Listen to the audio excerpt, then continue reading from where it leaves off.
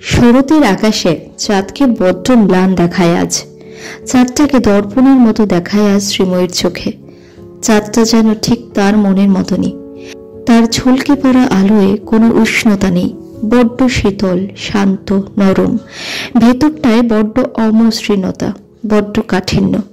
উজ্জ্বলতা এত বেশি যে সেটা ভেদ করে তার ভেতরের জর্জরিত মলিন রূপখালা দেখতে হলে যতটা কাছে আসতে হবে কারো, ততটা কাছে কেউ আসেনি শ্রীময়ীর। বস্তিতে পৌঁছানোর আগে এই চাপা অন্ধকার গলিটা দিয়ে কিছু দূর যেতে হয়। মঞ্জুরি থেকে ফিরতে হয় শনি রোববার করে। দোলন সেইভাবেই শ্রীময়ীর ব্যাচটার সময় বেছে দেয় যাতে সে সন্ধ্যের মধ্যেই বাড়ি ফিরতে পারে।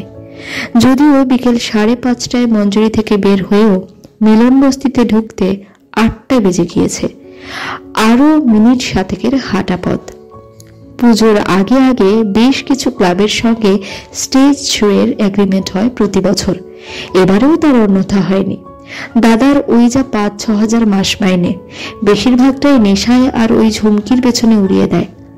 মায়ের ওই ছোট্ট স্টেশনারি দোকানে টুকটাক পান, বিড়ি, চকলেট, গুটকা কতটুকুই বা হয়। 3 জনের ভাত জোগাড়ে সারাদিন ছুটছে এই 25 বছরের মেয়েটা। মঞ্জুরির অতি অল্প মাস মাইনে আর গানের শোগুলোই এই বটগাছ হারানো পরিবারটার ভরসা। চারিদিকে চাপা চাপা অন্ধকার, পেছনে অগলিত ঝিঝি পোকার ডাক।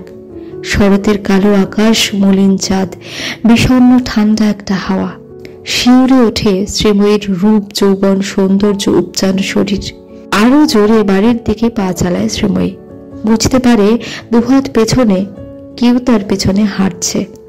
না, হয়তো একজন নয়, বেশ কয়েকজন। ভয় করে শ্রীময়ীর। ছুটতে থাকে সারাদিনের অক্লান্ত পরিশ্রম করা অবসন্ন শরীর নিয়ে। আরে দাঁড়াও বিউটিফুল, নিজের লোককে এত ভয় কেন পাও? গলাটা বুঝতে পারে শ্রীময়ী। নিবারণ ঘোষ, কনস্ট্রাকশনের ব্যবসা, এই অঞ্চলের মাফিয়া।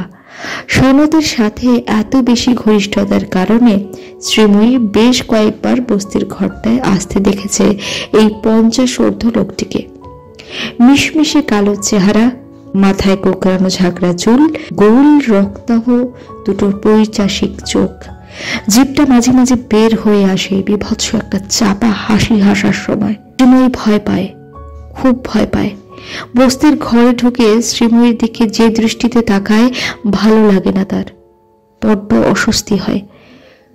সনতের সামনে একবার মাকে বলেছে, তোমার ছেলেকে এই সমস্ত নোংরা লোকের সাথে মিশতে না করো। মাটিতে বসে ভাত খাওয়ার সময় বোনের কথায় মাথা ঠান্ডা রাখতে পারেনি সনত। একটু হাতে সজোরে চুল মুঠি চেপে ধরে বলেছিল, আমি তোকে কৈফিয়ত দেবো, কার সঙ্গে মিশবো, ফর্দার আমার ব্যাপারে নাক গলাতে দেখলে না গলা কেটে ভাসিয়ে দেবো। জ্ঞান দিতে এসেছি সনদ ঘোষকে। দাদাকে ধাক্কা দিয়ে সরিয়ে চুল ঠিক করে ওড়নাটা গায়ে জড়িয়ে মাকে বলে, এই জন্য তুমি ভয় করো তাই না মা? আমি তোমার জায়গায় হলে না। কি করবি দিবে? কি করতিস? তেড়ে যায় সনদ। প্রমীলা ঘোষ পা জড়িয়ে আটকান উদ্ধত ছেলেকে। চোখের জল মুছে কাজে বেরোয় শ্রীময়ী। প্রাণপণে ছুটতে থাকে শ্রীময়ী। যত দূরে পালাও সুন্দরী, তোমাকে তো আমার কাছেই আসতে হবে, সব ব্যবস্থা করা আছে আবার। নিবারণ ঘোষের পৈশাচিক অট্টহাসিতে যেন ফেটে পড়ে ম্লান বিষণ্ণ শরতাকাশ। আজ সন্ধ্যে মোল্লাইতে চল। খুব অবাক হয় দেবারও। ওরে সালা, মালটার হলোটা কি? গেলে চল, নহলে ফোন রাখছি। কৃষ্ণ সকাল সকাল হয়েছে খুলে বলবি? কেন রে দেবু, ক্লাবে গিলতে মস্তি করতে যেতে হলে কোনো কারণ লাগে নাকি? আমি আগে যাইনি? বোকা চোর মতো প্রশ্ন করিস না। বন্ধুরা পিন্টুকে নিয়ে পৌঁছে যাস। ফোন রাখে রজত। সকাল 11টা। ঝকঝকে কাচের বিশাল জানলাটা থেকে পর্দা সরাতেই শরৎ আকাশের তপ্ত রোদ এসে পড়ে রজতের মুখে। বিরক্তিটা যেন বেড়ে যায় 3 গুণ। রজত বিরক্ত, বিষণ্ণ, আপসেট। কাল সারা রাত ঘুমোতে পারেনি।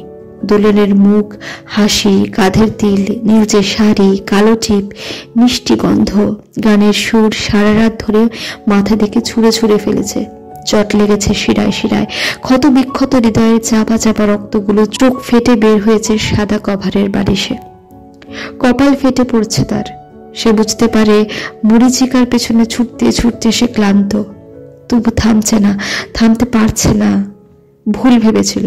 সে ভেবেছিল প্রেমে আদতে কিছু পাওয়ার নেই, একতরফা একা একা সম্পূর্ণ সত্তা দিয়ে কাউকে নিঃস্বার্থ ভালোবাসা যায়, যেমনটা পড়িয়েছে উপন্যাসের পাতা, যেমনটা দেখিয়েছে হিন্দি সিনেমা। তবে বাস্তব জীবন আর সিনেমার পর্দা তো এক নয়। বুঝতে পারছে সে, ভালোবাসা অতটাও নিঃস্বার্থ হয় না। ভালোবাসলে পেতে ইচ্ছে করে, ভালোবাসলে ছিনিয়ে নিতে ইচ্ছে করে। আশপাশটা বড্ড ফাঁকা লাগে রজতের। কেউ নেই তার, কোথাও কেউ নেই যাকে বলা যায় আমার খুব কষ্ট হচ্ছে, আমি আর পারছি না, আমি জড়াতে চাই, জড়িয়ে বাঁচতে চাই, ভুলতে চাই তোমাকে দোলন। আগামী পর্বগুলির জন্য চোখ রাখুন আমাদের চ্যানেলে। লাইক আর সাবস্ক্রাইব করতে ভুলবেন না। দ্য সোলিস্ট যে গল্প বলে।